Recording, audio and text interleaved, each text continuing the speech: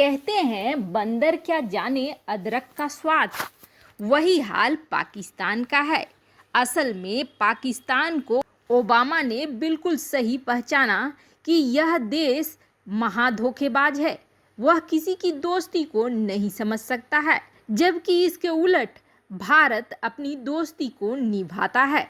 और अब भारत के दोस्त फ्रांस ने भारत को पीओके दिलवाने के लिए एक बड़ा पीओके लेने में मदद करने के लिए एक बड़ा प्लान बना लिया है। आखिर फ्रांस के इस पहल के बाद पाकिस्तान क्यों चिढ़ गया है? तो वहीं G20 की मीटिंग में आखिर सड़ा सा मुंह लेकर शी जिनपिंग ने ऐसा क्या कहा कि बाकी लोग मुस्कुरा पड़े। जिनपिंग बार बार विश्वास जगाने की कोशिश कर रहा था, लेकिन जो सदस्य बैठे हुए थे मीटिंग में, उन्हें रत्ती भर भी विश्वास नहीं हो रहा था। आखिर जिनपिंग क्या विश्वास दिलाना चाह रहा था? आइए जानते हैं इन खबरों को विस्तार से।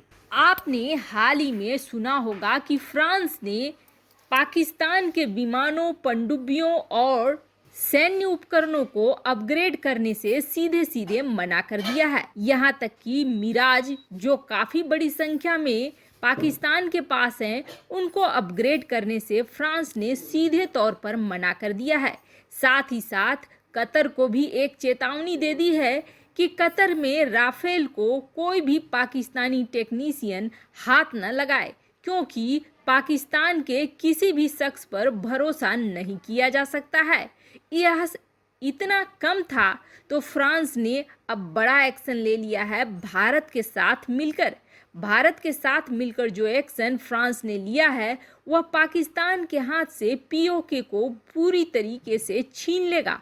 वहीं भारत के लिए यह बहुत बड़ी मदद है।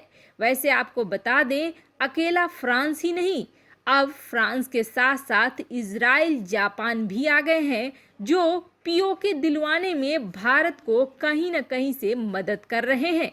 पाकिस्तान के 160 मिराज विमानों को बेकार करने के बाद अब फ्रांस ने पीओके में ले ली है एंट्री। इस वक्त रूस से ज़्यादा फ्रांस भारत की मदद कर रहा है।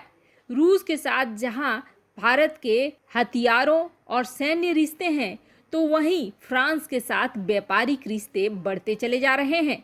पीओके में अब फ्रांस ने सीधे सीधे एंट्री ले ली है और जिसके बाद पाकिस्तान का यह दुश्मन नंबर 1 बन गया है। फ्रांस ने भारत के लिए पीओके को वापस लेने का काम लगभग आधा आसान कर दिया है। फ्रांस का बायकॉट करके पाकिस्तान ने अपने पैरों पर कुल्हाड़ी मार ली है। और सिर्फ फ्रांस का बायकॉट ही एक वजह नहीं है, बल्कि फ्रांस की भारत के साथ दोस्ती भी दूसरी बड़ी वजह है। तुर्की के इशारों में चलता हुआ पाकिस्तान सीधे गड्ढे में जा रहा है।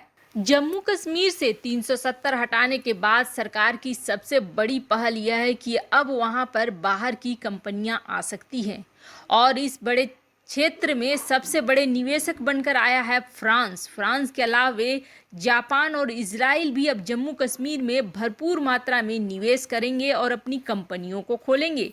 यह भारत के लिए बहुत ही ज़्यादा सही है। ऐसा इसलिए क्योंकि अब ये कंपनियां यहाँ पर हमेशा रहेंगी और पाकिस्तान की तरफ से अगर ऐसी वैसी कोई गतिविधि होती है तो एफएटीएफ में पाकिस्तान को उठाकर काली सूची में डालने में और भी ज़्यादा मदद मिलेगी। कूटनीतिक रूप से ये महत्वपूर्ण तो है ही, व्यापारिक रूप से भी जम्मू कश्मीर को भारत के पूरे इलाके से एक रस बनाने के लिए ये कदम बहुत ही जरूरी है। वैसे आपको बता दें, सिर्फ फ्रांस यहाँ निवेश ही नहीं कर रहा है, बल्कि भारतीय व्यापारों को अब पूरे यूरोपीय संघ में बढ़ाने के लिए भारत की मदद भी कर रहा है। वहीं दूसरी तरफ, जैसा कि आपको पता है, सऊदी अरब के किंग सलमान द्वारा आयोजित किया गया है इस बार का वर्चुअल G20 शिखर सम्मेलन। महामारी की वजह से इसे वीडियो कॉन्फ्रेंसिंग के जरिए किया जा रहा है।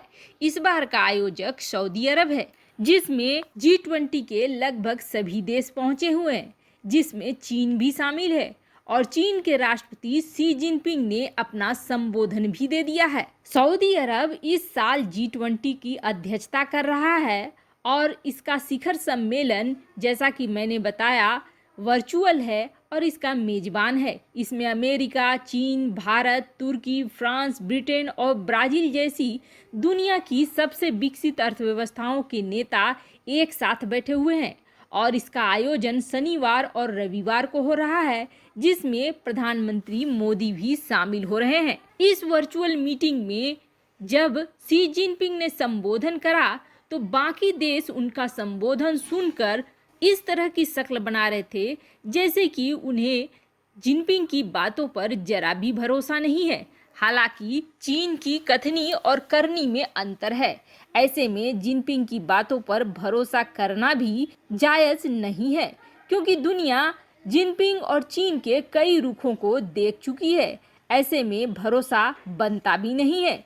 दरअसल चीन के राष्ट्रपति शी जिनपिंग ने शनिवार को कहा कि उनका देश चाहता है कि आपसी सम्मान, समानता और एक दूसरे के लाभ के आधार पर सभी देश शांतिपूर्ण एक दूसरे के साथ आगे बढ़ने के लिए तैयार हों।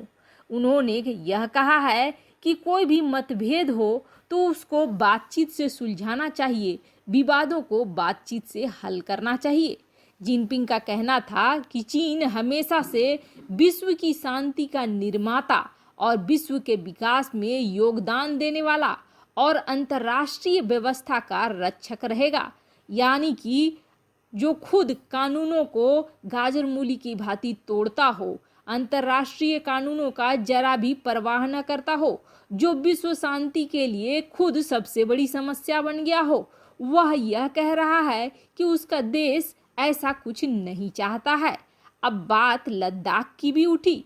पूर्वी लद्दाख में भारत और चीन के बीच 6 महीने से अधिक लंबे सैन्य गतिरोध की पृष्ठभूमि को लेकर जिनपिंग ने कहा कि हम बातचीत के जरिए मतभेदों को दूर कर सकते हैं, बातचीत के माध्यम से विवादों को हल कर सकते हैं, विश्व की शांति और विकास के लिए एक साथ मिलकर काम कर सकते हैं। यहाँ तक कि महामारी में लड़ने के लिए भी G20 के सारे देश साथ मिलकर काम कर सकते हैं। कुल मिलाकर जिनपिंग इस वर्चुअल समिट में सिर्फ झूठ ही झूठ बोल रहे थे। वो ऐसी बातें बोल रहे थे जिसका सिर्फ उल्टा मतलब ही चीन के ऊपर फिट बैठता है। आज तक चीन ने शांति की कोई बात नहीं करी है। 23 देशों के साथ उसका झगड़ा चल रहा है और 23 देशों की जमीन वह दबाता जा रहा है। वहीं दूसरी तरफ दक्षिण चीन सागर में वह अपनी दादागिरी दिखाने से बाज नहीं आता है। आखिर कौन सा ऐसा देश है जिसके साथ उसके शांति के पहल चल रहे हैं। वहीं दूसरी तरफ विकास की बात करें तो विकास के नाम पर तो उसने देशों को कर्ज दे देकर अपने जाल में फंसा रखा है। कुल मिलाकर चीन के झूठ को जिनपिंग बड़ी आसानी से कह रहे थे, इसलिए बाकी के सदस्य देश उसे पचा नहीं पा रहे थे। वैसे आपको क्या लगता है, क्या 1% भी सच्चाई चीन के जिनपिंग के बातों में है? कमेंट कर अपनी राय जरूर बताएं। जल्द मिलते हैं अगले वीडियो में नई खबर के साथ।